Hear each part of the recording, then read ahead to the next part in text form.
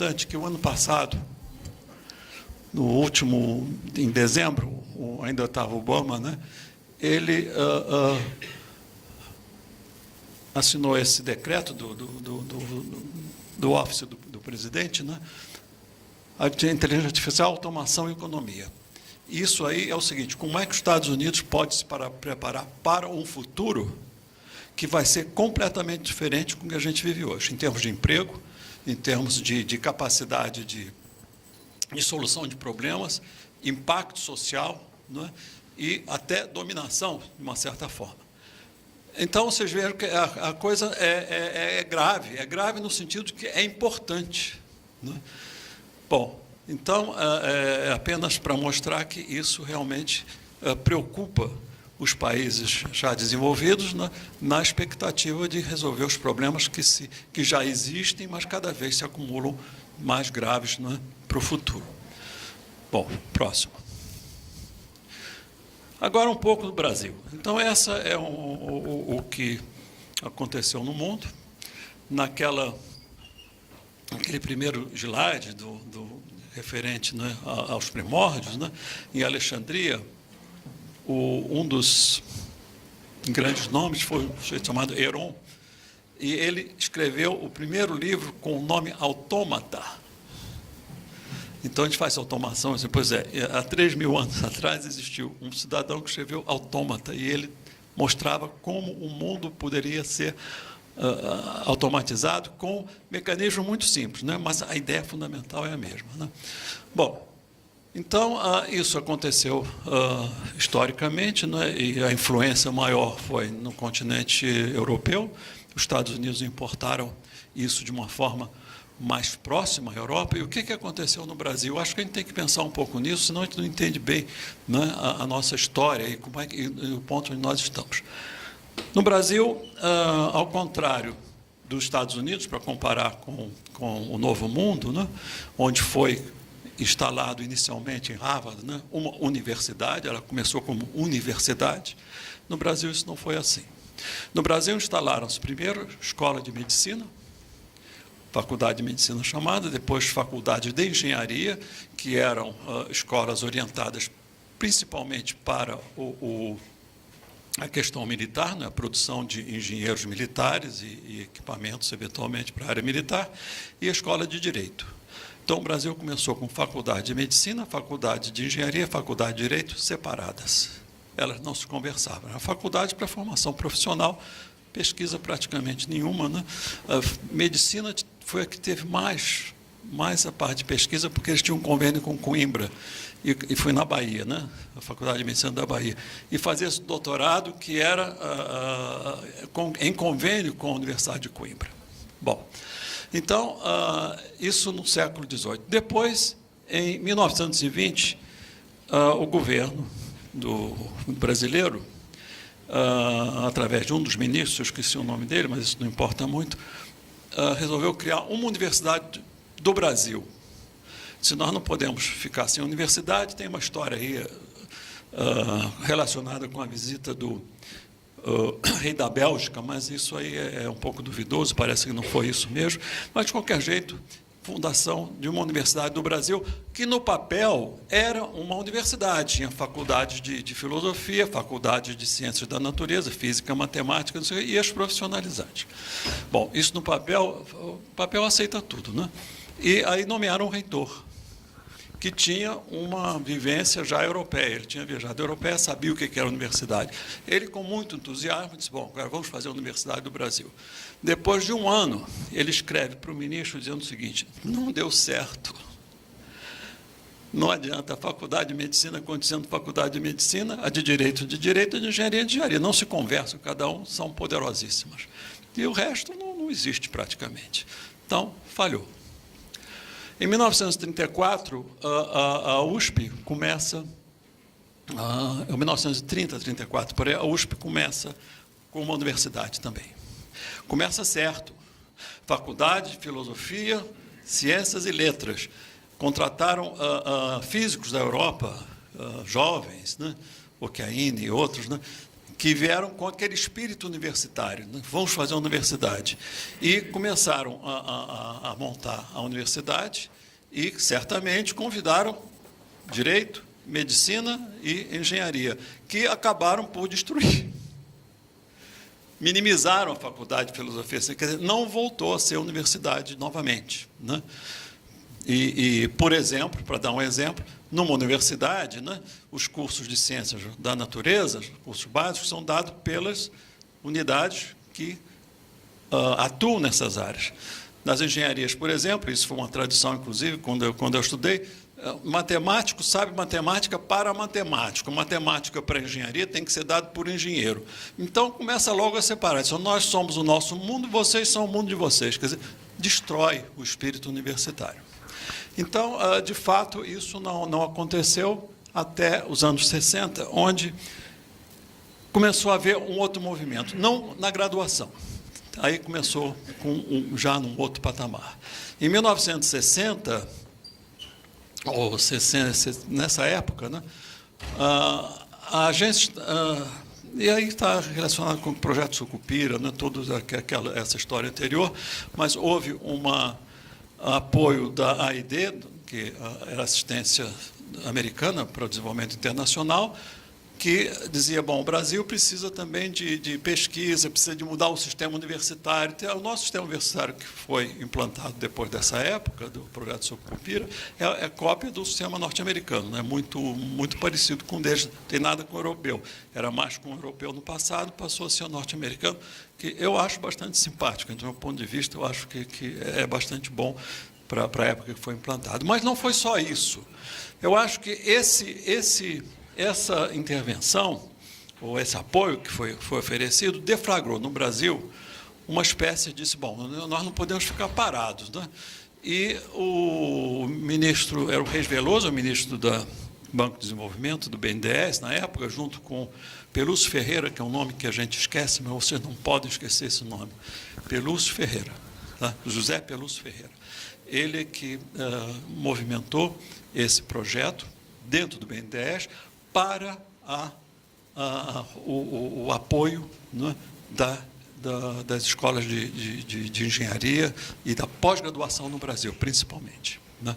Então, ele conseguiu o dinheiro do Funtec, BNDES, quer dizer, não foi a universidade, né, foi o BNDES, que colocava recursos, inclusive aqui, né, com o professor Stemmer, né, e outros na COP, na PUC, no Brasil inteiro, e esses recursos não iam para a reitoria. Eu lembro muito bem que, no caso da UFRJ, o reitor da época disse, irmão, por que o senhor não manda o dinheiro para a reitoria e a gente passa para a COP? Ele disse, jamais. Ou eu passo diretamente para a conta da COP, ou então não passo dinheiro nenhum. Então, ou seja, como é que isso é complicado no país, quer dizer, a falta de confiança. E, realmente, se ele pusesse na reitoria, não ia ser o dinheiro, ia começar a dispersar. Então, é importante a gente pensar que, a partir dessa época, é que começou a ser implantado, de fato, pesquisa nas universidades brasileiras, porque esse dinheiro era para pós-graduação e pesquisa. Não era apenas para a formação de recursos humanos, porque a pós-graduação, como foi implantada, eu acho que está correto, sem uma atividade de fazer avançar o conhecimento, né, ela não tem sentido. Né? Simplesmente visa mais aula. Não vou falar sobre graduação, o Arlindo já fez uma excelente palestra hoje, né? Mas isso foi levado no sentido de realmente uma pós-graduação para o exercício da atividade intelectual, de contribuição para o avanço do conhecimento também, né? As coisas foram juntas. Vieram muitos professores de todos os países do mundo. Quer dizer, a AID, essa Agência para o Desenvolvimento Internacional dos Estados Unidos, né, essa ajuda veio principalmente em termos de professores, que eles pagavam para vir para o Brasil, né? E tinham excelentes professores que vieram na COP, aqui, na PUC, pelo mundo, pelo Brasil inteiro, mas não foram só dos Estados Unidos, veio gente da Europa, veio gente até da Rússia, né? Nós tivemos 3 ou 4 professores russos, e do Japão não veio, mas principalmente da Europa e Estados Unidos, né, vieram muitos professores que ajudaram a montar o sistema de pós-graduação. Mandou-se muita gente para fora, né, para aprender como é que se fazia, ter a experiência dessa nova era da educação brasileira, e isso, então, estimulou muito a pesquisa dentro dos nossos cursos. Então, a pós-graduação, eu acho que foi iniciada, né, de uma maneira bastante harmônica e correta, né, e entusiasmo. Né. Os meus primeiros 2 alunos, por isso que eu digo, a minha relação com a Federal de Santa Catarina é muito forte. Os meus primeiros 2 alunos de mestrado foram daqui, o Arno Blas e o Nelson Bach, né, que já se aposentaram, para vocês verem, tem uma ideia. Não é? Mas eu, antes de ir para quando eu comecei, né, apesar de eu ser da engenharia civil, eu dava uma disciplina de vibrações que servia para a mecânica também, eles eram da mecânica. Então, eles gostaram da disciplina e nós fizemos muita amizade até hoje, né, de modo que foi uma coisa muito prazerosa. Bom, então, essa foi mais ou menos o panorama. Quer dizer, nós começamos em pesquisa, é bom que a gente pense, 1966, 67, é que se começou, de fato, um esforço intensivo de pesquisa no Brasil, com recursos, mas é mais do que isso, com estudantes excepcionais, né? Nós fazíamos, em outras universidades também, visitávamos várias universidades no Brasil, explicando o que era pós-graduação. E os estudantes do 5º ano, 4º, 5º ano, ficaram entusiasmadíssimos, tinham bolsas, né, e iam para esses centros que começaram, e depois isso foi virando uma bola de neve. De modo que eram pessoas extraordinárias, com entusiasmo. A gente vê, tem recursos no Brasil, não é? Como sempre teve e hoje também tem gente entusiasmada. Bom, então, essa é a primeira parte, um pouco histórica, de como isso começou, né? Próximo, por favor. Agora, vamos ver depois a sequência. Em 76, começaram a haver a avaliação da CAPES, né? Concessão de bolsas de CAPES e NPq. Houve uma era de expansão, que eu já falei, fundação de associações científicas e revistas. Isso não veio sozinho. Quer dizer, a pós-graduação, ela gerou uma atividade intelectual e uma comunidade científica brasileira que começou a criar as grandes associações, a Associação Brasileira de Ciências Mecânicas, que teve também participação grande daqui, e outras de física, de biologia, de química, e as nossas revistas. As revistas brasileiras nos vários setores, que hoje têm uma projeção internacional, né? Quer dizer, são revistas muito boas, né? E que estão se firmando no mundo. De modo que houve uma externalização. A pós-graduação e a pesquisa não ficou incrustada nas universidades, ela voltou-se também pelo menos entre os pesquisadores no Brasil, né? Então, foi uma era de progresso universitário na formação de pessoal, etc.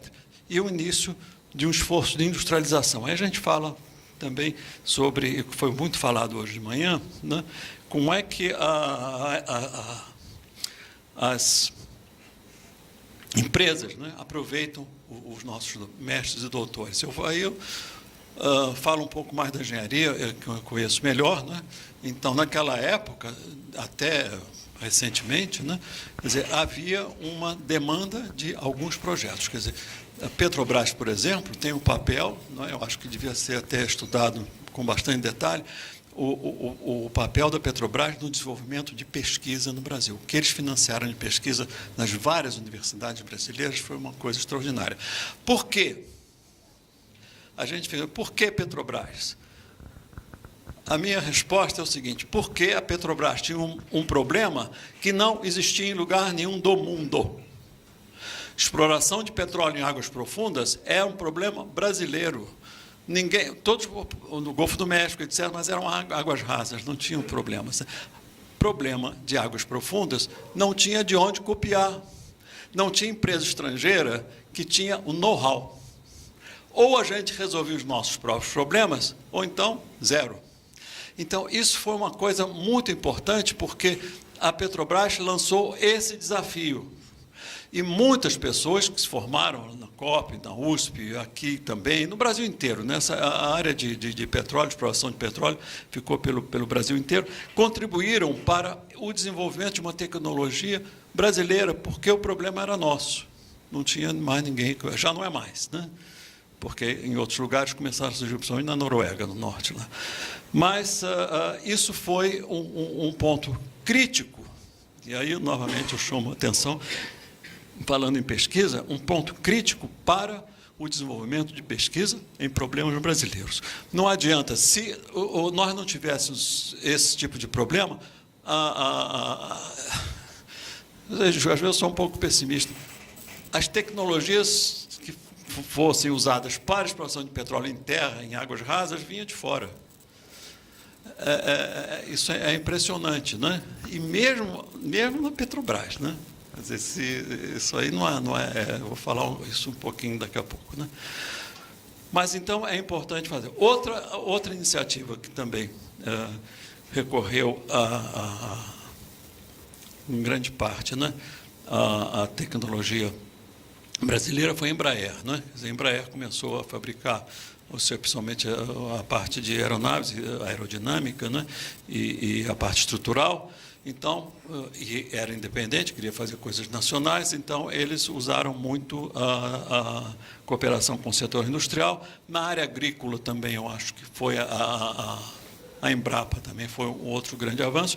E começou a haver uma iniciativa de várias empresas brasileiras, não é, que se juntaram a esse esforço, vendo, porque, bom, tem gente se formando, então, com formação superior, quer dizer, já voltado para a pesquisa, vamos começar a aproveitar essas empresas. Então, várias delas começaram a fazer isso. Uma delas foi a Metal Leve, não sei se vocês lembram, ela fabricava insumos para a indústria de automóveis no Brasil, né? Aqui em Santa Catarina tem a WEG, né, que é uma fantástico, tem a Embraco também. Enfim, havia várias empresas que começaram a crescer pelo Brasil. E fibras óticas em São Paulo, em São Carlos, né? Então, isso era extraordinário. Nessa época, eu trabalhei um período na Promon, né? No projeto das usinas de Angra 1 e Angra 2. Né? E a Promon, naquela época, vocês verem, o professor Décio Zagotti, que era da USP, que ele era o diretor da Promon, ele contratou uns 10 ou 12 pessoas com formação de pesquisa, experiência, para desenvolver tecnologia da Promon, tecnologia de projeto. Então, algumas das pessoas, né, eram pagas parte do tempo pela própria empresa, a empresa que pagava, não era paga por projeto, eles não estavam lá para fazer o projeto, quer dizer, dos lucros da Promon, alguma parte era dedicada para o pagamento desse desenvolvimento. Até o momento em que, não sei se vocês lembram, o overnight dava saltos de lucro, e a Promon começou a ter lucros fabulosos, investindo no mercado financeiro. E a nossa cultura disse, bom, isso equivale, pois esse negócio de fazer projeto. Então, o Décio Zagotti saiu da Promon e várias outras pessoas saíram também. Quer dizer, essa mentalidade ainda prevalece, que estava, né, incrustada na nossa cultura. Bom, mas, de qualquer forma, nessa época ainda houve um grande início de cooperação entre universidades, em projetos universitários, em empresas, junto com esse processo de industrialização. Próximo. Bom, o que eu quero mostrar aí é o seguinte, isso já foi mostrado de manhã, o Arlindo mostrou, mas só para reforçar, deu certo. Quer dizer, é importante a gente olhar o seguinte, pós-graduação, investimento em pesquisa, pesquisa universitária, desenvolvimento foi um pouco mais tarde, pesquisa universitária, não é? E pós-graduação deu certo. Dos indicadores é esse, que já foi mostrado, nossos índices de produção científica dispararam, né? Quer dizer, que o Brasil começou a aparecer no cenário mundial. Próximo. Outra coisa foi a expansão da qualidade. Isso aqui são os INCT, né, Institutos Nacionais de Ciência e Tecnologia, do ano passado, 2016. Vocês veem o seguinte, até uns anos atrás era só Sudeste, né, e Sul um pouquinho, agora já está espalhando, até Roraima tem o INCT. E aprovar o INCT é uma coisa, não é fácil, porque são comitês internacionais. Quer dizer, então a gente diz, olha, não somos só nós que estamos dizendo que é bom, não. Tem uma comunidade internacional que diz que isso é bom. Então, deu certo e começou a se espalhar pelo Brasil, né? Eu acho que a gente tem que olhar um pouco essa visão, essa questão. Próximo. Isso aqui também, que eu tirei do Arlindo preparou isso, né? Está um pouco difícil de ver, mas o número de discentes, o crescimento de número de discentes na pós-graduação, portanto, potencial para pesquisa, né, se distribui muito melhor. O crescimento do Norte e Nordeste é muito maior do que o Sul e o Sudeste, né? E o próximo também é o de docentes, né? Também segue a mesma tendência, né? Próximo. Bom, vou parar um pouquinho aí agora. Então, essa é a visão que nós temos do Brasil, né? Se nós pararmos, eu acho que às vezes a gente não pensa muito nisso, né? O investimento que foi feito, né, desde os anos 60, começou no fim de 60, é melhor pegar na década de 70, no início de 70, até agora, nos últimos 40 anos, ou o que seja, funcionou. Quer dizer, o Brasil pode, esse dinheiro não foi jogado fora, esse dinheiro está dando retorno para as universidades e um pouco para as empresas. Quer dizer, além da formação de pessoal, pesquisa está sendo feita no Brasil. Eu vou falar um pouquinho depois sobre essa questão, mas que pesquisa, não é? Então, já se foi falado hoje, pesquisa para fazer publicação, claro, isso aí existe, tá, eu mostrei aí, o Arlindo mostrou. Quer dizer, a nossa produção científica está subindo, tanto no Brasil como no mundo, já está se colocando no mundo numa posição bastante boa. Um comentário que eu ia fazer na parte de manhã, com relação à área agrícola, isso é interessante. Eu estive uma vez num comitê do PADCT, lembra do PADCT, que foi financiado também pelo Banco Mundial, em parte, etc. E tinha um comitê internacional. E, numa das reuniões que eu tinha foi um comitê de pessoas de fora, brasileiros, comentou-se um pouco das publicações da área agrícola. E algumas pessoas disseram, bom, mas a área agrícola não publica muito fora, publica muito no Brasil, viu? Muita publicação brasileira. Então, a explicação que eles deram, inclusive com a concordância dessas pessoas que vinham de fora, jabuticaba, por exemplo, se você fizer um paper sobre jabuticaba, você não publica nem no Canadá, nem nos Estados Unidos, nem na Europa, porque eles não têm esse problema. Quer dizer, a agricultura é muito regional. Quer dizer, certos problemas que são regionais, você não consegue publicar em revistas fora, porque não interessa a eles. Não vai ter citação, porque eles pensam em citação mais local, não vai. Então, vocês têm que publicar aqui mesmo. E vocês têm que valorizar a revista de vocês. Eu lembro que ele até me disse o seguinte, vocês não se valorizam, porque é como se vocês fizessem, tivessem uma fábrica de sanduíche, fizessem propaganda do seu sanduíche, se fosse comer o seu almoço no sanduíche do vizinho. Pô, ninguém vai acreditar em vocês, né? E se vocês não acreditarem em vocês, não pensem que os outros é que vão levantar a bola. Ou vocês acreditam, ou então estão fritos. Bom, então, há esses detalhes, mas, enfim, houve um grande avanço. Quer dizer, não apenas na pesquisa, não apenas na formação de recursos humanos, não apenas em certos setores da indústria, como a Embraer, a Embrapa, a VEG aqui, que fez grandes desenvolvimentos, a Embraer, a Petrobras, etc., mas também houve um estímulo muito grande para os veículos de publicação de ciência e pesquisa no Brasil, que foram as revistas, os congressos, né, e as associações científicas. Bom, então aí estão os títulos de doutorados dados, isso aí não interessa muito, a não ser, isso é no Brasil, né, aquele traço ali, aquela coluna ali do lado esquerdo, aquilo é São Paulo.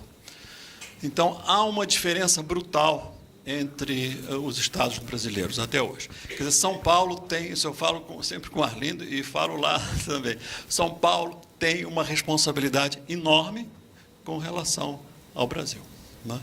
Quer dizer, não pode ficar vendo a si mesmo, eles dizem, olha, essa é a nossa contribuição, mas é preciso que isso seja, né, distribuído para o Brasil. Próximo. Bom, em 2000 começou o início dos programas de interdisciplinaridade, né? E eu quero, isso vou fugir um pouquinho do assunto, mas eu acho que é importante, porque como eu fiz parte do início, né, para vocês olharem sempre do ponto de vista histórico, não sei, eu estou ficando velho e me preocupo com a história, não sei se isso é uma propriedade de velhice, mas eu acho que a gente esquece muito como quando nós começamos o programa de pós-graduação, né, que foi, a história foi simplesmente que até como é que chama? O atual presidente da CAPES, o Abílio, né? O Abílio que me chamou, ele era o presidente na época, né? Olha, tem uns 4 ou 5 programas aqui que ninguém quer examinar, porque dizem que não cabe na área, não sei o quê. Então, só que parece que são interessantes. A gente está formando, já fizemos 2 com comitês ad hoc, mas se a gente for cada vez fazer um ad hoc, vai ficar uma grande bagunça, porque cada comitê tem um critério diferente. Então, começou ali. E a nossa expectativa inicial é o seguinte, esse programa, só para iniciar, ele traz em si o germe da sua própria destruição. Por quê? Porque os próprios programas, as próprias áreas fundamentais, elas iriam internalizar a interdisciplinaridade. Matemática ia adotar matemática aplicada e computação. As áreas biológicas também, né? Todos os setores de biotecnologia e meio ambiente, né? Nada disso aconteceu. Começando pela matemática. Matemática aplicada não é matemática. Matemática ou é puro ou não é nada, não está aqui, está em outro lugar. Então, ao contrário da nossa previsão, né, a coisa cresceu e disparou. Não é? Uma área absolutamente característica era foi a área de mudanças climáticas e meio ambiente, né? Que foi o Carlos Nobre, um dos primeiros coordenadores, porque não cabia em lugar nenhum, é uma nova ciência, podemos dizer assim, onde concorrem vários tipos de conhecimento. E pesquisa nisso não pode ser feita num departamento exclusivo, né? Então, quem fez o carro-chefe disso, inicialmente, foi o INPE, né? E junto com o CPTEC, né? Que o Carlos Nobre iniciou, e começou a haver um grande, né, avanço nessas áreas, incluindo a questão ambiental e questão climática. E você, então, reunia um grande número de pesquisadores para levar adiante essas novas ideias. Os comitês clássicos combateram isso, né? Inicialmente dizia que interdisciplinaridade, pesquisa interdisciplinar é baixo nível. Quem não sabe fazer coisa boa vai fazer interdisciplinar, né? Então, mas era isso mesmo. Então, bom, que nós sofremos, não sei, quando você, recentemente, né, já estava mais atenuado, talvez, né? Mas no início era um horror. E realmente, eu tenho que confessar para vocês, tinha uns projetos que eram um horror, mas esses não eram aprovados. Porque, infelizmente, havia essa cultura de dizer, bom, agora é tudo interdisciplinar. Então, pequenas universidades que queriam, né, aproveitar a chance, aqui tem um arquiteto, ali tem um físico e outro um químico, tem um sociólogo e tem mais não sei o quê, juntavam 6 ou 7 pessoas, e disseram, aqui está a nossa proposta interdisciplinar, não tinha nada de universidade, aquilo era simplesmente uma anarquia total, e não eram aprovados, né? Teve um até que foi em turismo, e declarava no projeto que nós temos até um laboratório, que é o bar do hotel, tal, não sei o quê, deixa eu dizer, o laboratório era o bar do hotel, tal. Bom, então, havia uma distorção grande mas foi filtrado, a gente filtrava isso, né? Quer dizer, com delicadeza, ninguém ofendeu, olha, não é assim, isso não é de interdisciplinaridade, interdisciplinaridade é outra coisa, etc. Bem, então, houve essa ação muito grande, mudanças climáticas e biosfera foram uma das primeiras, né, a parte ambiental, e outra foi essa matemática, a modelagem matemática computacional, que é uma das riquezas dos programas interdisciplinares. Computação O que se não podia fazer no passado, com poderio de computação e observação, deu um salto, né? Então, essas duas áreas foram as que mais deslancharam inicialmente, né? E, com relação até a combinação das duas, foi criado em 1990, por aí, o IAI, que é o Instituto Inter-American Institute for Global Change and Research. Começou com a sede no Brasil, agora foi transferida para o Uruguai. Mas esse instituto, que reunia todos os países das Américas, foi iniciativa do governo americano, que convidou, né, vários países, inclusive quiseram fazer a primeira reunião no Brasil, não deu para ser feita, foi feita no Uruguai, etc. Mas ele reuniu todos os países, e todos os países praticamente cooperavam. Não era possível fazer um projeto aprovado com recurso do IAI com um país só, tinha que ter pelo menos pesquisadores de 3 países, então funcionou muito bem. E como tratava de mudanças climáticas e meio ambiente, tinha que ser interdisciplinar, era natural. Então, isso deu um grande estímulo, né, para alguns grupos no Brasil que entraram nessas áreas. Próximo.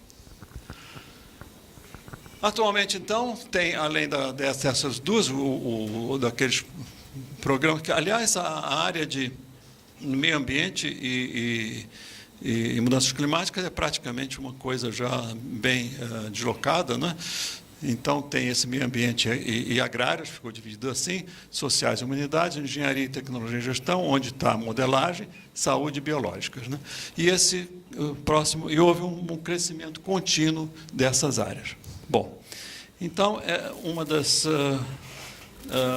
pontos que eu quero levantar aqui, que pesquisa hoje, as grandes linhas de pesquisa, os grandes avanços são interdisciplinares. Isso não precisa convencer mais. Eu acho que a própria comunidade científica, ela está convencida disso. Se eu quero avançar no sistema de pesquisa, eu tenho que ser na área interdisciplinar. Graduação, como foi falado hoje, é que é o ponto mais crítico. Então, isso apenas 2 exemplos. Isso são motores moleculares que as pessoas fabricam hoje. Você fabrica motores moleculares. Precisa de físicos, de químicos, de biólogos, de engenheiros, de pessoal de computação para fazer essas coisas, né? Próximo. Bom, então, esse é o crescimento dos programas multidisciplinares, quer dizer, por ano. Próximo, eu não quero falar muito sobre isso. Aqui, a evolução por notas também. Estão aí, quer dizer, ainda são poucos, os 5 ou 6, a maioria estão entre 4, 3 e 4, né? Alguns nota 5. Próximo. Distribuição por notas, também não vou falar muito sobre isso. E a distribuição nacional. A distribuição nacional, já foi falado hoje de manhã também, é caracteristicamente sul-sudeste, mas o norte e nordeste estão crescendo. Próximo. Bom, produção científica, né, na área interdisciplinar. É isso, o Brasil está em 4º ou 5º lugar no mundo, de modo que a nossa pesquisa está sendo reconhecida internacionalmente nessa área, que é uma das melhores do mundo, né? E, digamos, nós íamos muito bem, quer dizer que o Brasil está muito bem, com alguns problemas que eu quero, talvez, agora mostrar. Próximo. Bom, isso ainda mestre-doutores. É interessante que essa, novamente, a última é da área interdisciplinar, né? Quer dizer, a demografia, o número de mestres e doutores são muito maiores, né, nas áreas interdisciplinares. Próximo, aqui a empregabilidade. Essa é uma coisa interessante, porque algumas pessoas se queixavam, de bom, mas em multidisciplinar ou interdisciplinar não vai ter emprego. Não é verdade. Esse é um trabalho do CGE, né? Então, essa última linha também, a área multidisciplinar, ela está muito mais, está acima da média, quer dizer, há empregabilidade, essas pessoas encontram lugar, tá? Próximo. Está inovando. Aquela de mestres, essa de doutores, próximo. Pronto, agora eu quero, a partir dessa visão que a gente tem, falar um pouco sobre, focalizar um pouco, o que foi discutido nos últimos seminários, no último seminário que nós tivemos lá em São Paulo, né, pelo menos alguns pontos, né? Então, recordando, essa última parte principalmente, eu quero novamente enfatizar, o Brasil pode O investimento que foi feito nos anos 60 resultou em boa pesquisa, não apenas para a formação de mestres e doutores, que é o exercício da imaginação e o esforço para desenvolver coisas novas, não é? Mas também funcionou para atender, até os anos 90, um pouco depois, né,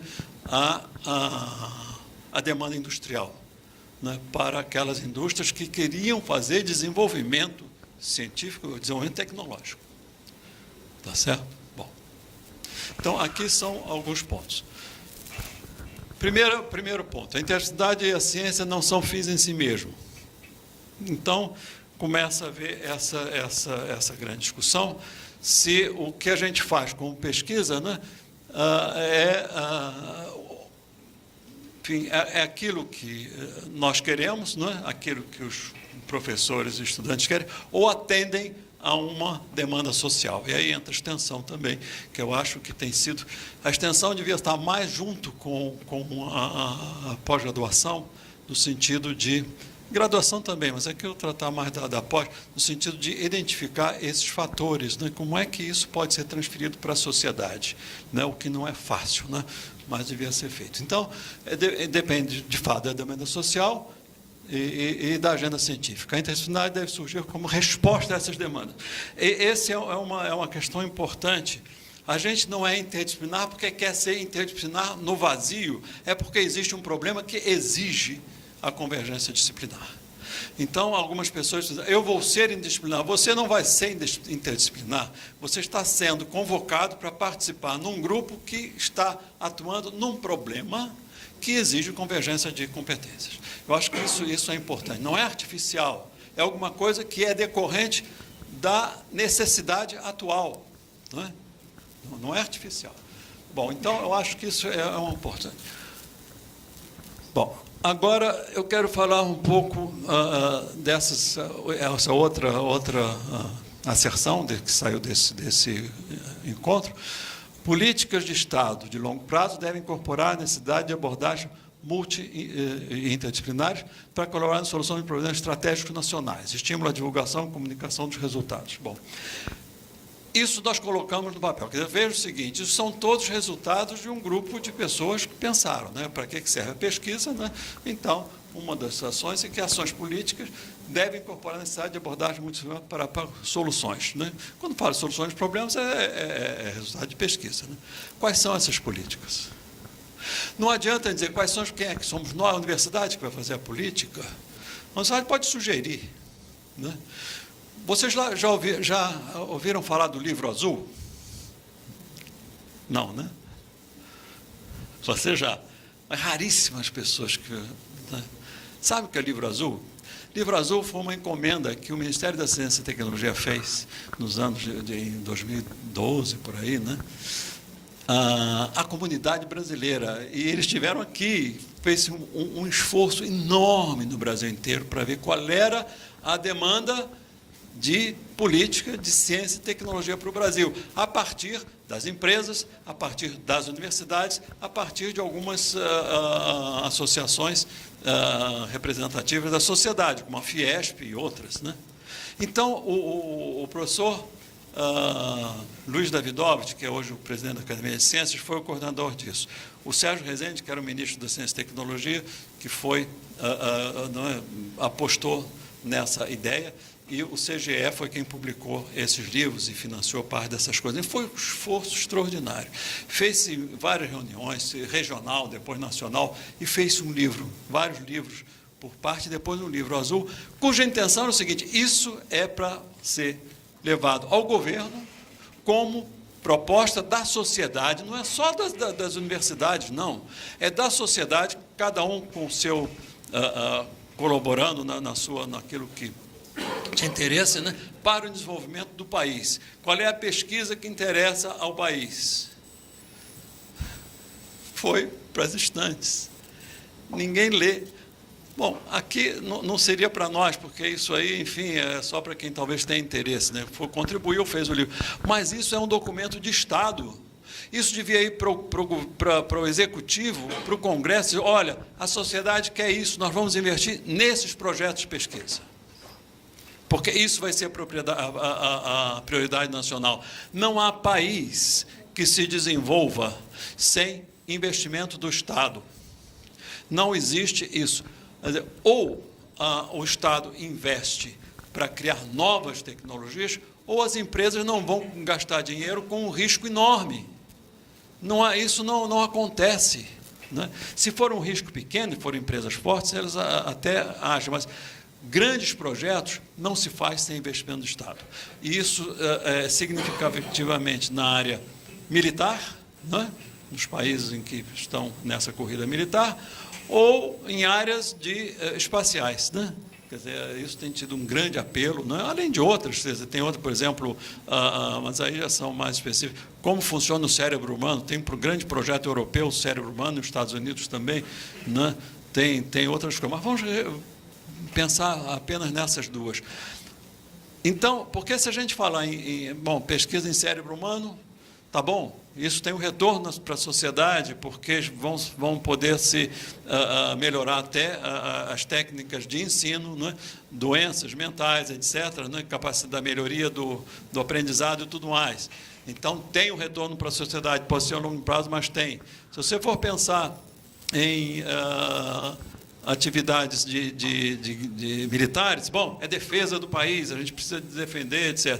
Mas você pensa em botar um robô em Marte, qual é o retorno social que vai ter um robô em Marte? Qual é o retorno social que tem esse projeto alemão, espetacular, aliás, com um robozinho que perseguiu um asteroide durante 10 anos, e depois de 10 anos conseguiu montar no asteroide e se fixar ali para saber qual é a composição do asteroide. Qual é o retorno social que tem a gente saber como é que é feito um asteroide, ou o que tem em Marte, né? Eu acho que é difícil justificar isso, né? Assim, a não ser que essas tecnologias sejam transferidas para o setor produtivo. E aí, quando você põe dinheiro na NASA, quando você põe dinheiro na Agência Espacial Europeia para financiar esses projetos, aí a indústria aceita e faz, porque ela está pagando para isso. Se der certo, ótimo. Se não der certo, a gente faz de novo, né? E o que se ganha com isso, então, é uma transferência para o setor industrial espetacular, né? Então, isso o Brasil não tem. Porque isso precisa, sobretudo, de continuidade. São projetos de Estado, porque era o Bush o presidente, agora o Obama, agora é um outro lá, que não quero citar o nome, mas, enfim, essa continuidade desses projetos existem, né? Quer dizer, isso é projeto de Estado. Quando o Eisenhower começou com o projeto da NASA, né? Quer dizer, o projeto Apollo, o Kennedy tomou posse, continuou. Depois do Kennedy veio outro, esqueci o nome dele, do seguinte, o Lyndon Johnson, continuou. E isso continuou, projeto de Estado. Não é que um entra, não, isso aqui foi o outro que fez, para. Não existe isso, né? Bom, então, nós não temos isso. E isso prejudicou muito o quê? Prejudicou muito o acesso da indústria, não é? A projetos de ponta que exigem o conhecimento desenvolvido nas universidades. Então, esse é um nó que nós temos na nossa formação e na nossa política, porque eu vejo que todas as universidades estão com essa preocupação. Como é que os nossos pesquisadores nas áreas de engenharia ou de coisa vão ser aproveitados no setor industrial? Né? Como é que as indústrias dizem, essas pessoas não contribuem muito para a gente, não contribuem porque os projetos deles não atendem àquela formação do sujeito. Quando eu estava na Promon, nessa época, a gente trabalhava nisso, a gente desenvolvia coisas para a Promon, né? Mas prevaleceu um outro tipo de mentalidade, né? Bom, então, a necessidade de compreensão para extensão, ensino e pesquisa, eu acho que isso sim, quer dizer, a extensão precisa ter essa visibilidade, né? E trazer para dentro da universidade enfim, essas necessidades e deve ser deixar um complemento. Deve ser objeto de desenvolvimento estratégico dentro da universidade, etc., como foi discutido hoje também. Quer dizer, a extensão vai começar a ocupar uma outra função dentro da universidade. Eu acho que uma delas é essa de tentar, né, mostrar para a sociedade qual é o potencial que existe, o que eles estão perdendo. Né? Próximo. Bom, eu quero mostrar aqui uma coisa que está ligado, então, é um exemplo, vocês desculpem, não tem nada de muito complicado, não, mas como eu conheço bem essa história, para mostrar um pouco o resultado prático, né, que pode acontecer nessa questão. Em 1900, no começo desse século, fim do século passado, né, eu estava no LNCC, e o LNCC, né, que é o Laboratório Nacional de Computação Científica, né, naquela época, de uma certa forma, começou a pós-graduação, né, e o Ministério, não só o Ministério, mas apenas por força de convergência de pesquisadores, etc., que foi absorvida pelo Ministério, dizendo o seguinte: olha, o foco principal, ou um dos focos principais do LNCC é meio ambiente. Né? O que eu acho que está certo, eu acho que os institutos devem ser acionados pelo governo federal, são os institutos do MCT, e dizem: olha, a missão de vocês é essa, né? Quer dizer, isso é política de Estado. Então, é meio ambiente. Então, nós tivemos muito contato com o INPA, com o pessoal de meio ambiente, e começamos a ver quais são os problemas que surgem. Um era o pirarucu, né? Arapaíma, Gigas é o pirarucu. Pirarucu é um problema no Brasil, não tem pirarucu no resto do mundo, de modo que não adianta ficar procurando, porque a primeira coisa que você fala, pesquisador, onde é que estão as publicações? Não tem. Porque ninguém tem esse peixe, não tem. Então, qual é o problema? Então, a LNCC tinha o seu grupo de computacional, de técnicas computacionais, modelagem, muito bom. Mas como é que se faz a modelagem do peixe? Não é a modelagem do peixe, é do ciclo de vida, né? Quer dizer, a dinâmica populacional. Fomos na Amazônia, o pessoal foi lá junto com a Universidade Federal do Pará, né? E lá tem um Queiroz que entende muito, ele passou a vida estudando Arapaíma Gigas.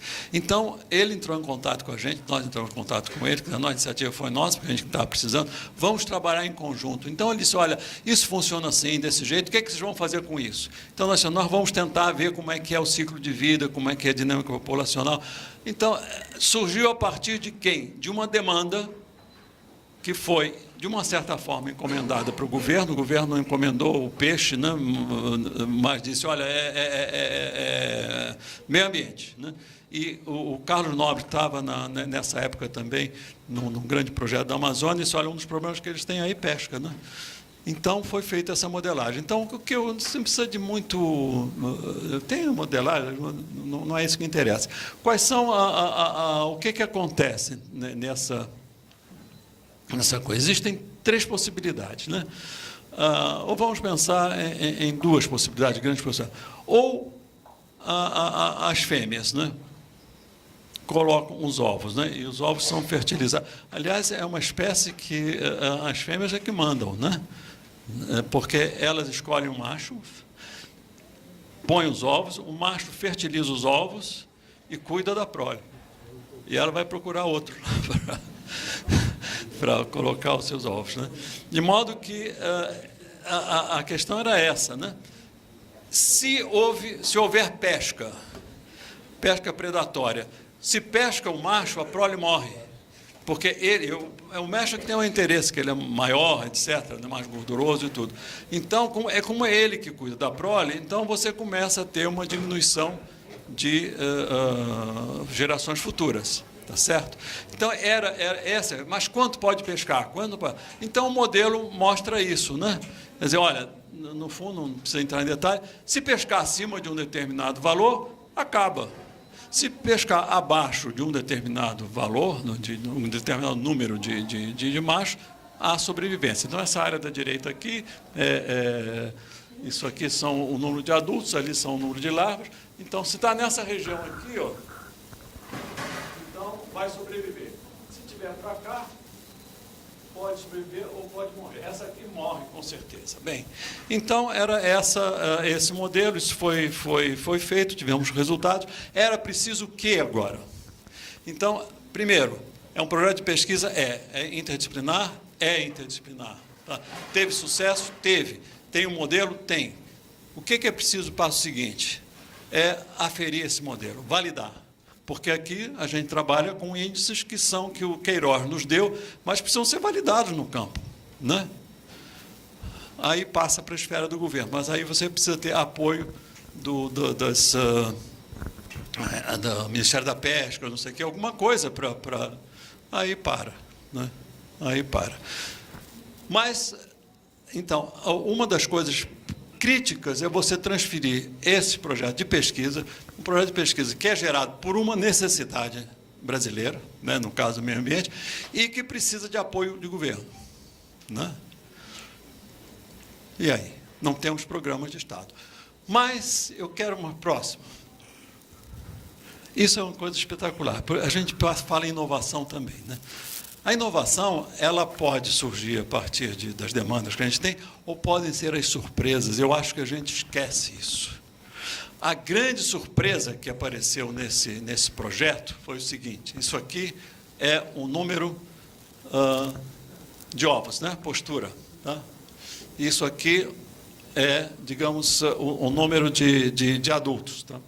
Então, o que acontece é o seguinte: quando esse fator cresce, ele põe em risco a população, porque esse fator significa que os machos estão sendo pescados, né? A extinção de machos que não cuidam das larvas.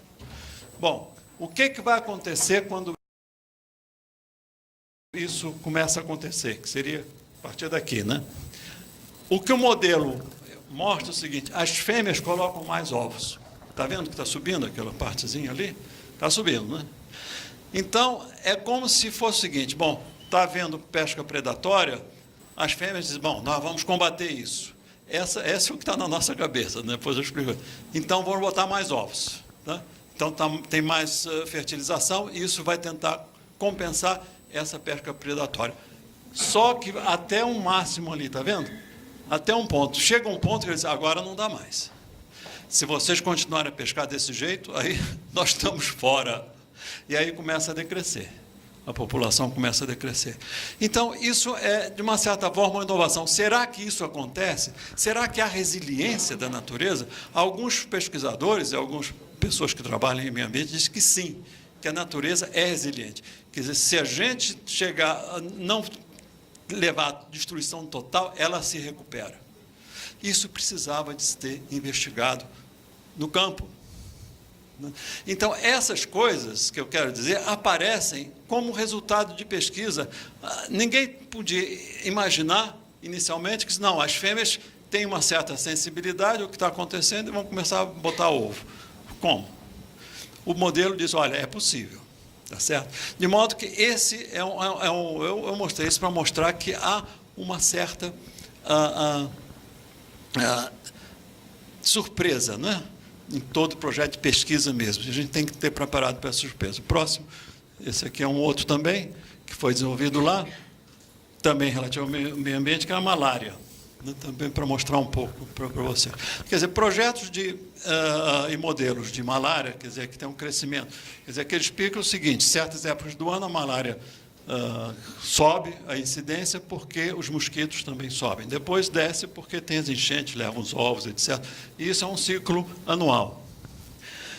Então, tem muitos projetos que dizem assim, bom, o ciclo sobe, desce durante o ano, tudo bem, e daí? Daí foi o seguinte, um médico de Rondônia, né, foi ao LNCC para fazer uma palestra e disse, pois é, vocês estão trabalhando em malária. Um prefeito, há uns 2, 3 anos atrás, resolveu fazer o seguinte, quero acabar com a malária em Rondônia, vou investir fortemente em drogas, né, para a cura. Né? Então, disse que investiu. Mas o que acontecia é o seguinte, alguns seguiam toda a prescrição até o fim, outros até o meio e outros relaxavam, não tinha nada. Bom, então, tinham 3 tipos de atitude dos doentes, né? Mas ele disse que, mesmo assim, melhorou muito a incidência da malária. Então, no modelo que foi feito, é o seguinte: vamos incorporar a cura, ou melhor, a doença, né? O remédio. Então, vocês veem lá em cima que começa com um pico alto, depois o pico vai diminuindo. E aquilo, de fato, representou, quer dizer, esse modelo representou o que estava acontecendo no campo. Sempre fica aquela dúvida, mas os coeficientes que vocês usaram eram corretos? Isso precisa agora de comprovação experimental. Tem que ter essa conversa entre quem usa, né, e quem faz o desenvolvimento. Acontece que, depois, foi incluído o efeito de temperatura, porque com temperatura mais alta, o ciclo do bichinho lá é menor. Quando aumenta a temperatura, está ali embaixo, ó, o decréscimo não é tão grande. E isso foi confirmado recentemente em pesquisas experimentais na África, né, onde a incidência de malária é muito grande, quer dizer, houve um grande aumento de malária em virtude do aquecimento. De modo que foi outro resultado que é importante e que nos traz essas surpresas. Então, eu acho que existe gente no Brasil, existe demanda para ser feito. Essa demanda não foi industrial, quer dizer, tem outros setores, eu já citei, como Petrobras, etc. Mas existem outro tipo. Se a indústria está um pouco parada, o Arlindo, por exemplo, está aí, nessa área, não é isso? Quer dizer, é preciso que existem esses problemas, né, que tem a demanda natural. Agora, é preciso que ele não pare nas universidades, é preciso que isso seja adotado pelo Estado. Isso não é fácil, mas eu acho que é um esforço necessário, apenas para mostrar que pesquisa existe, temas existem e gente boa existe para fazer isso. Essas pessoas estão trabalhando na Federal da Paraíba, estão lá, continuam trabalhando com isso, agora até desenvolvendo outras coisas. Próximo. Bom, aqui um pouco também de história, não vou falar sobre isso não, próximo. Essa continua dos seminários, né? Os programas de pós-graduação devem ser interdisciplinares, desde o seu início, né? São esses arranjos institucionais. Pode passar para o próximo, que isso aí é um pouco, já falei. Bom, isso aqui também já foi falado, essa avaliação quantitativa dos resultados de ciência e tecnologia, talvez apenas reforçando um pouco, nós estamos muito nessa cientologia, quer dizer, a quantidade, né? Quer dizer, quantos papers, eu acho que só isso não é suficiente, né? Quer dizer, nós passamos de eu dei um curso há uns 3 anos atrás na COP, depois que eu acabei de dar um curso, né? Foi um curso na pós-graduação, mas depois um dos estudantes disse: mestre, agora quando é que nós vamos publicar um paper? Eu disse: pô, caramba, você está acabando de fazer um curso que é publicar paper, porque o objetivo é publicar o paper, só isso, né? De modo que isso precisa ser mudado, né? É sobre isso, eu não quero, como isso já foi falado, próximo. Bom, isso é uma coisa interessante que eu queria comentar com vocês, porque eu acho que essa é um dos temas importantes aqui, que envolve extensão e pesquisa. Como é que a gente implementa, né, esse projeto de pesquisa interdisciplinar, né, dentro das universidades? Eu acho que existem 2 maneiras, né, pelo menos, eu digo universidade em andamento, né? Uma primeira que estão ali, podem ser representadas como ações de governo, né? E a outra que seriam centros de desenvolvimento, né? Bom, a ação de governo é um pouco complicada, mas, enfim, eu acho que pode-se pensar, né? Na Alemanha aconteceu isso, né? Na Alemanha, as universidades são universidades do Estado, estaduais, não tem universidade federal. Mas o governo federal estava preocupado com essa falta de interação entre a universidade, o mundo moderno, institutos, etc. Então, eles financiaram 17 grupos. universidade, mais aqueles Max Planck, ou outros, né, do Humboldt, ou outros institutos que têm seus centros, formem um grupo e proponham projetos. Então, eles fizeram a seleção, já estão financiando alguns deles. Esses projetos, então, reúnem setores algumas universidades com alguns institutos e eles são estimulados, portanto, são aprovados a partir de projetos que reúnem, né, várias competências. Então, esse é um tipo de solução, né, que no Brasil, por exemplo, seria associar o LNCC com o FRJ, por exemplo. Faça um projeto comum, né? Mas isso é uma coisa difícil. E o outro seriam os centros universitários. É um pouco o que está sendo feito aqui, né? Feito em outras universidades. As universidades fazem os seus próprios grupos, né? Dentro de extensão, junto com pesquisa, para desenvolver projetos interdisciplinares. São unidades à parte. Isso tem acontecido muito nas universidades americanas, porque vocês não pensem que essa dificuldade que a gente tem no Brasil de mudar a estrutura pedagógica e curricular da universidade para um novo sistema interdisciplinar é problema nosso, não. Isso é problema no mundo inteiro, né? Então, tem um exemplo que é espetacular, que é em Illinois, esse Beckman Center. É um centro, né, onde se reúnem pesquisadores da universidade, que eles fazem propostas de projetos interdisciplinares, né, e trabalham lá. O que eu acho que pode prejudicar isso, então acho que precisa ter muito cuidado, é o seguinte: cada um quer ter o seu próprio centro. Aí você vai transferir isso para departamentos, é como se fosse departamentozinho. Não pode, tem que ser desculpe lá, um grande centro onde as pessoas se aplicam para fazer. Eu quero desenvolver tal ou tal a pesquisa. Tem que ter um comitê curador, ou que seja a prova. Então, vão todos para lá, porque senão vão começar a duplicar laboratórios, duplicar equipamentos, e não há dinheiro que chegue. Tá? E não vai funcionar assim. Então, tem que ser um grande centro, né, que abrigue essas pessoas que têm uma cabeça que é diferente, uma coisa mais adequada para o mundo que a gente vive, né, com demandas que estejam mais exigindo essa convergência de competências. Então, essa seria a minha proposta para as universidades em andamento, né, porque pelo menos demoraria muito tempo de fazer um novo esquema universitário próximo. Bom, eu acho que isso também eu já falei. Próximo, eu quero falar também, então já falei, já foi falado de manhã. Próximo. Bom, está quase terminando, e eu quero falar sobre isso porque se a gente não resolve esses problemas, nós não temos solução. Esses fatores culturais, eles são absolutamente essenciais para a nossa sobrevivência. O SCV, Síndrome do Cachorro Vira-Lata, né, ela é universal na nossa sociedade. E isso aí é conversa fiada, diz, não, existem fatos, né? Eu tenho vários deles, né? Um deles é recente, até aconteceu numa universidade que a gente conhece, eu nem vou falar onde. Bom, mas fizeram um grande congresso nacional de engenharia química. Esses congressos que tem engenharia mecânica, engenharia química, tem de física, etc.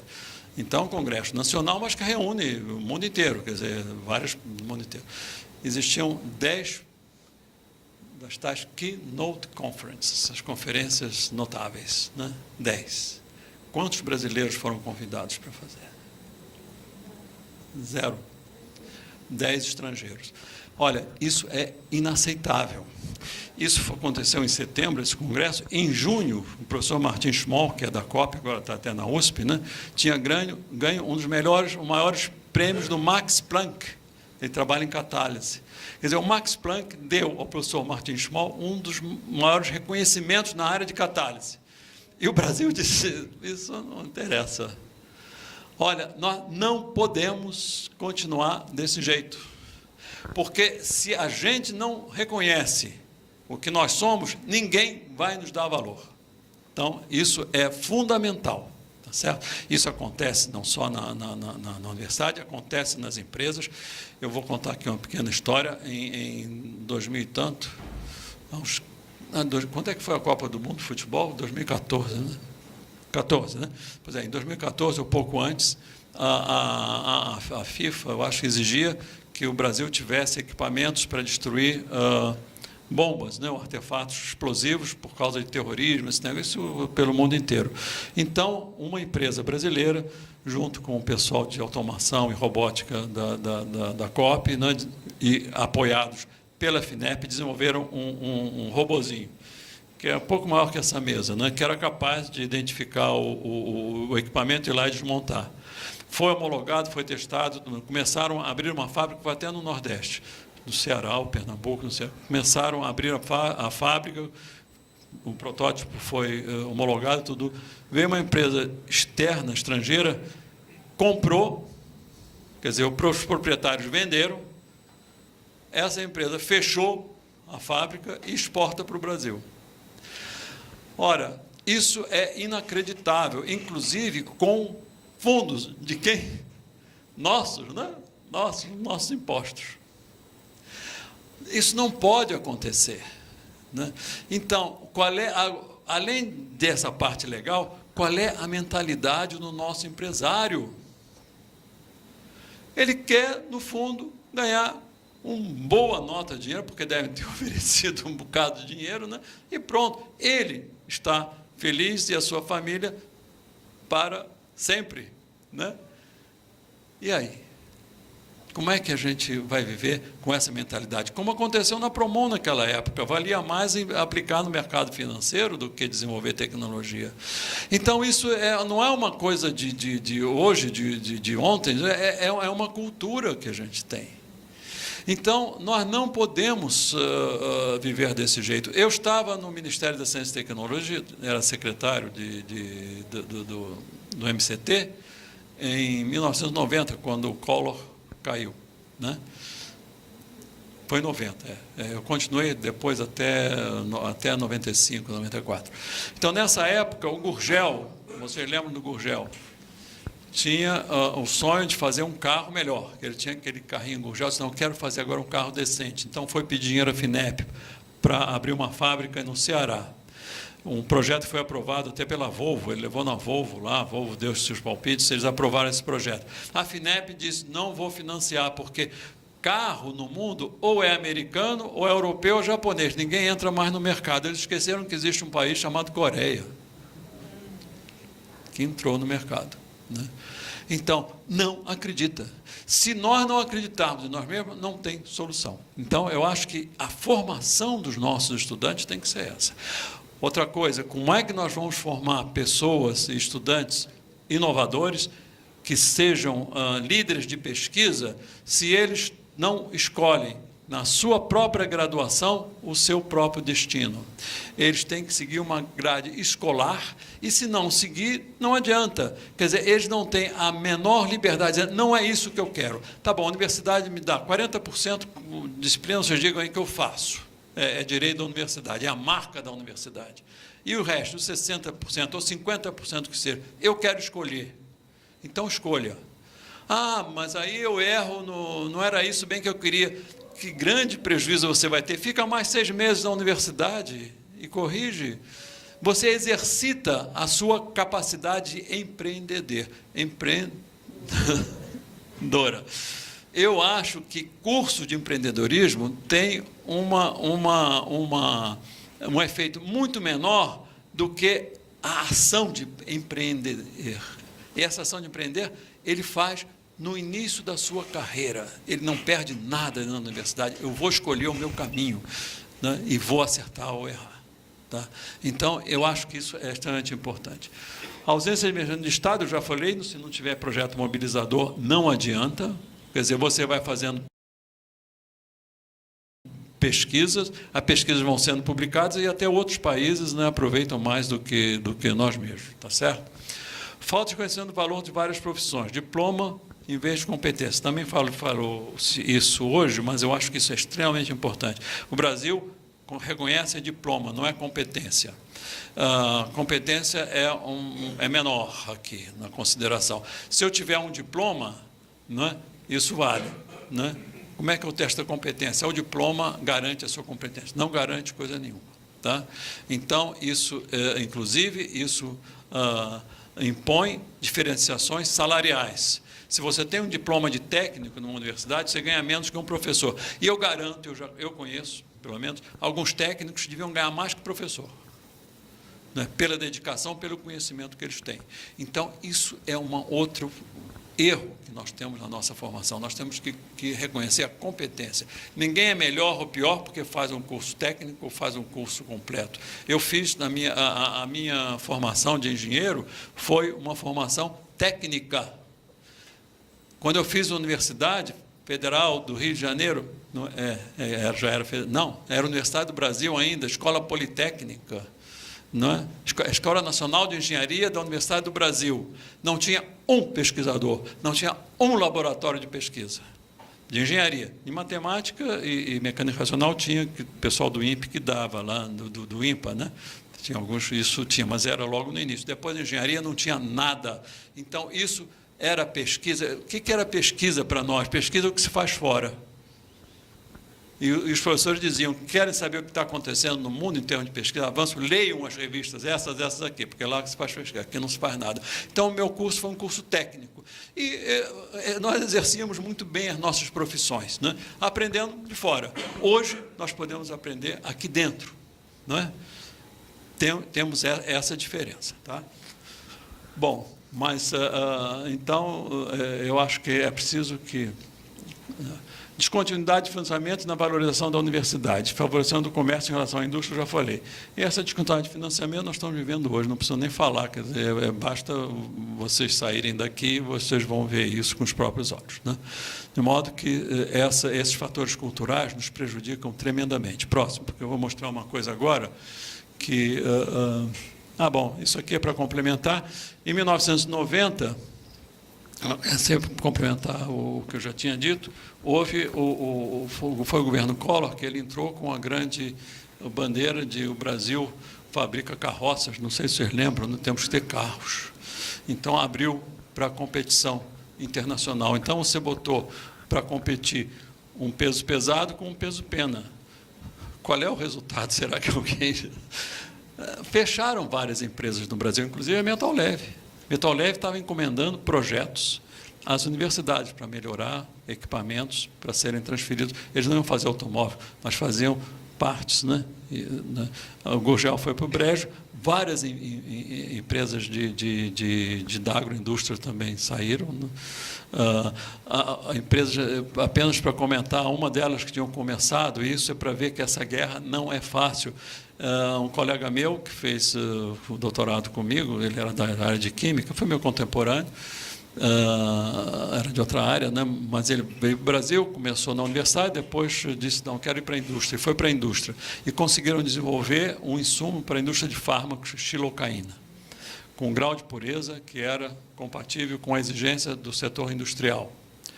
Pois bem, então, as empresas brasileiras de fármacos diziam, ótimo, não precisamos importar mais. Então, foram falar com a empresa que fornecia 10 dos insumos, xilocaína entre eles, dizendo, agora não precisamos de xilocaína mais, precisamos só desses 9. Aí a empresa disse, ou compra os 10, ou eu não vendo nenhum. E aí foram para esse meu colega e disse, olha, infelizmente nós não podemos comprar de vocês. Porque se nós comprarmos de vocês, não vamos ter os outros 9. E a gente precisa dos outros 9 para fazer os nossos fármacos. Faliu a indústria brasileira. E o governo, olha, você está vendo? Você não sabe competir. Como competir? Né? Então, o mundo é feroz. Né? A gente tem que olhar e dizer, os outros não estão brincando. Né?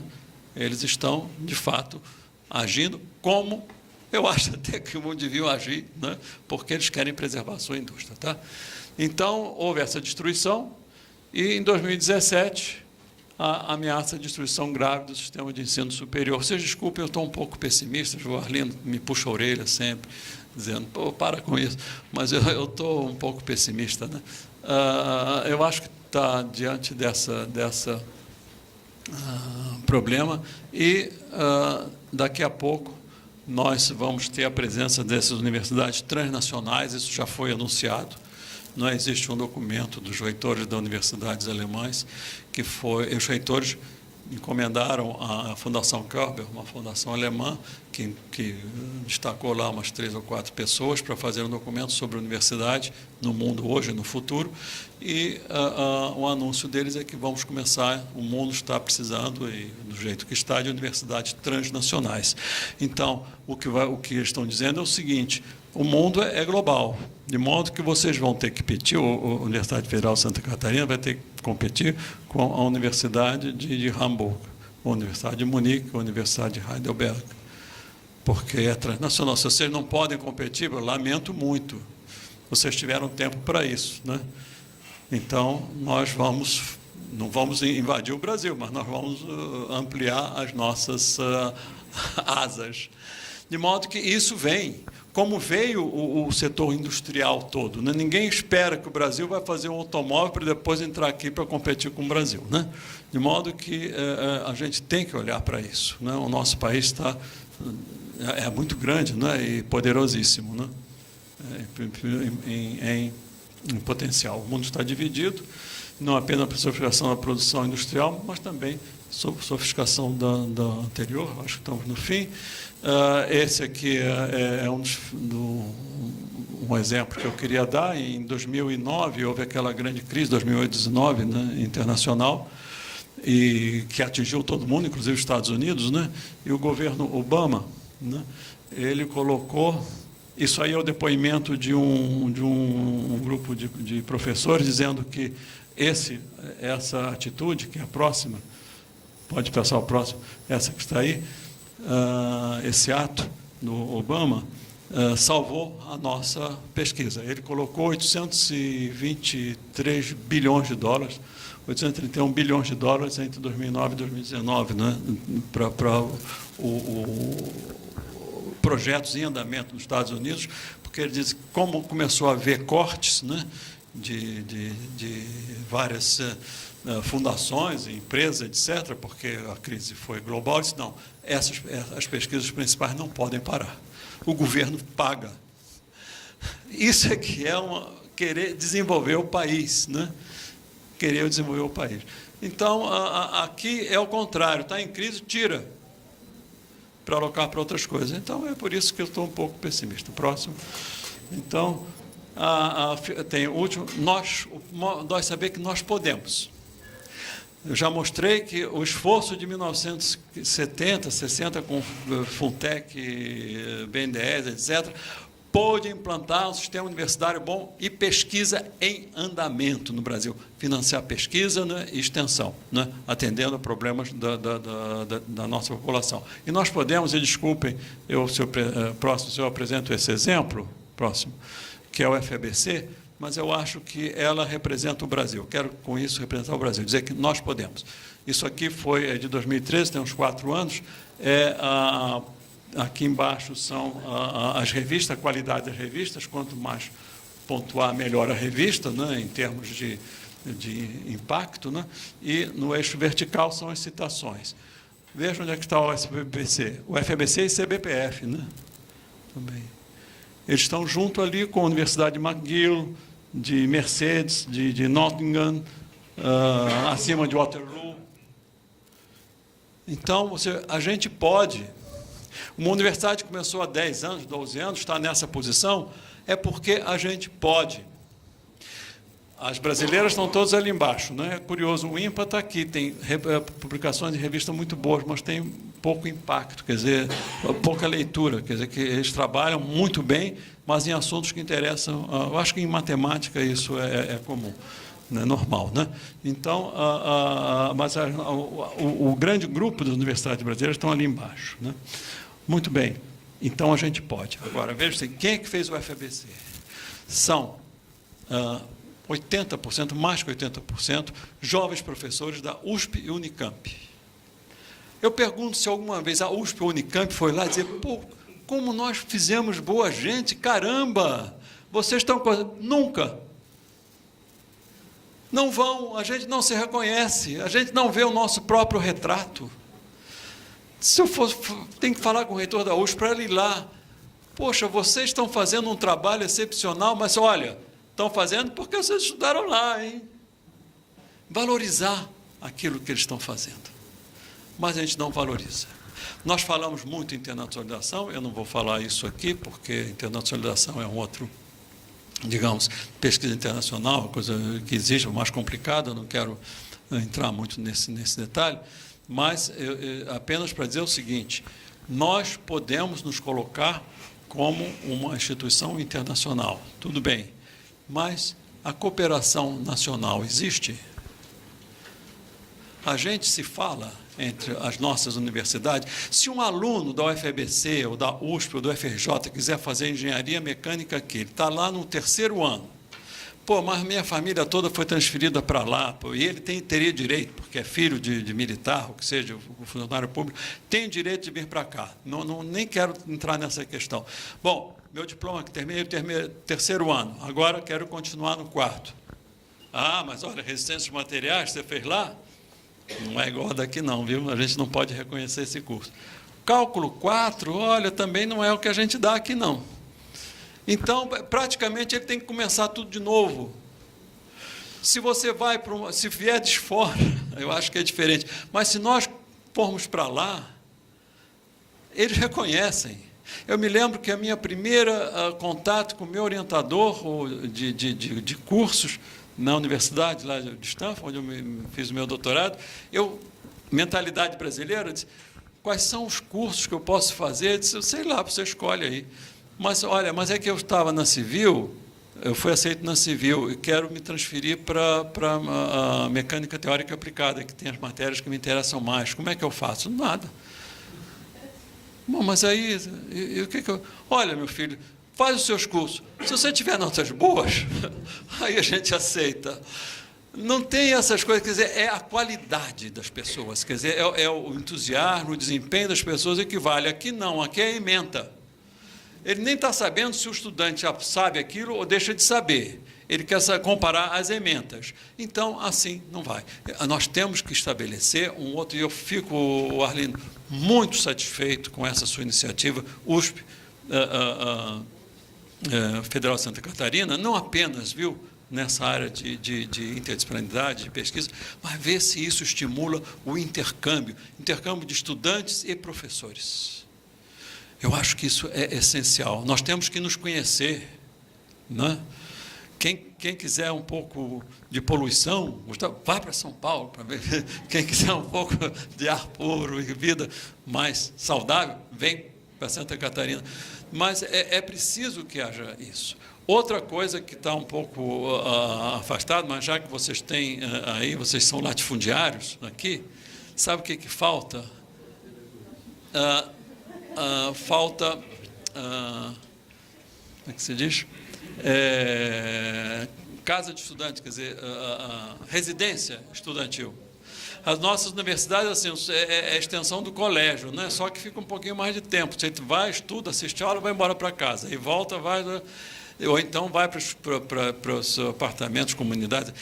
Tem que ter uma residência estudantil onde eles fiquem na universidade, onde eles continuem, ele vai para estudar, depois ter as aulas, depois vai para o seu dormitório, para a área de convivência, estudar com ele, com outros. É esse novo processo que a gente tem que estimular de cooperação, de divulgação do conhecimento, de troca de conhecimento. Então, eu acho que isso faz muita falta às nossas universidades, essa convivência que é cortada, né? E é impedida dos nossos estudantes. Então, enfim... o que eu quero deixar como final, né, o último, dizer que nós estamos nessa, eu sempre tenho nós estamos numa era em que é um choque cultural, tudo está mudando muito rapidamente. Um estudante de engenharia, ele não pode esperar que nos próximos 5 anos, né, ele esteja com conhecimento completo para as novas tecnologias que estão surgindo, né? Vocês vejam essa máquina, essa impressora tridimensional, a revolução que trouxe, né? Quer dizer, vários estudantes que estudaram engenharia nem pensavam nessas coisas, né? Faz até biscoito hoje, a gente está até na área culinária. Então, é preciso que haja outra mentalidade. Por isso que eu acho que temos que refletir muito nessa questão relativa à inovação e à pesquisa e inovação, porque são coisas que a gente não pode... Enfim, elas surgem espontaneamente. Então, é preciso que haja criatividade, capacidade de andar com as próprias pernas, não ter, né, essa aversão ao risco. Aqui todo mundo quer fazer as coisas que dão certo, né? A gente não tem confiança em nós mesmos. Houve um grande escorregamento de terra no Rio de Janeiro, na Ilha Grande, uns anos atrás, né? Morreram, uns 10 ou 8 anos atrás, morreram várias pessoas. O governo do Estado, a Secretaria de Obras, telefonou para um professor no MIT, dizendo: olha, teve isso aqui, o senhor não quer, precisamos de uma vistoria, de uma avaliação do senhor, que é um especialista na área de solos, para ver o que aconteceu, se podia ter... Aí o professor: escuta, vocês estão falando do Rio de Janeiro? Olha, existe aí o professor Willy Lacerda. Ele entende mais do que eu disso, inclusive, porque ele sabe qual é o solo de vocês. Por que vocês não perguntam a ele? Porque nós temos SCV, Síndrome do Cachorro Vira-Lata. Quer dizer, nós não acreditamos em nós mesmos, tem que sempre chamar o de fora. Bem, então, é isso que eu queria deixar. Nós temos uma época de grande revolução. Na época de grande revolução, que é uma onda de choque, a gente não nada, a gente surfa. Quer dizer, se a gente continuar nadando, nós vamos morrer afogados, né? Nós temos que surfar mesmo, tem que ter coragem e dar a cara a tapa. E ver o que a gente pode conseguir. Agora, eu quero deixar por último essa mensagem, né? E vocês, por favor, digam a quem vocês quiserem. Nós podemos. Existem casos concretos, isso aí não é garganta, não. Existem casos concretos, o FBC é um deles, não é o único. Nós podemos. Agora, é preciso que nos deixem fazer, né? E que nós queiramos. Bom, é isso. Obrigado, desculpa.